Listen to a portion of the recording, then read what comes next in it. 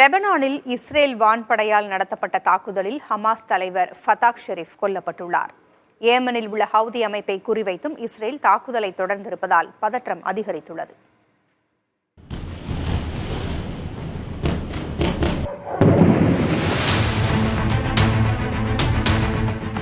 Lebanon மீது தொடர்ந்து வான்வழி தாக்குதலை நடத்தி வருகிறது இஸ்ரேல்.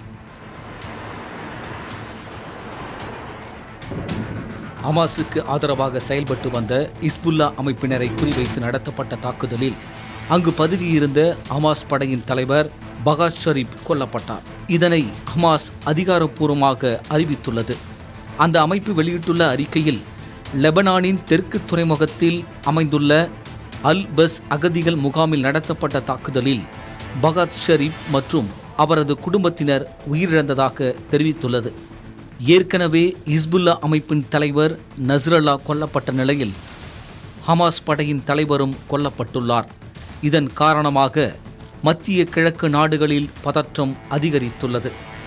அதனை மேலும் அதிகரிக்கும் விதமாக ஏமனில் உள்ள ஹவுதி அமைப்பை நோக்கி தாக்குதல் நடத்தியுள்ளது இஸ்ரேல். துறைமுகங்கள், மின் உற்பத்தி நிலையங்கள் மீது வான்வழி தாக்குதலை நடத்தியுள்ளது. இதில் 4 பேர் உயிரிழந்தனர், 29 பேர் காயமடைந்துள்ளனர்.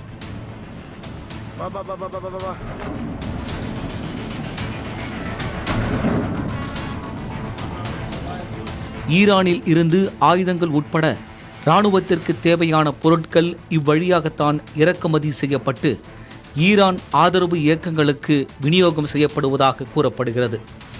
ஹமாஸ் படையினரை முதலில் தாக்கிய இஸ்ரேல் அடுத்ததாக ஹிஸ்புல்லா, ஹவுதி என அடுத்தடுத்து ஈரான் ஆதரவு பெற்ற ஆயுத படைகள் மீது அதிரடி தாக்குதலை நடத்தியிருப்பது உலக நாடுகளால் உன்னிப்பாக உற்றுநோக்கப்படுகிறது. புதிய தலைமுறைக்காக செய்தியாளர் அருண் பிரசாத்.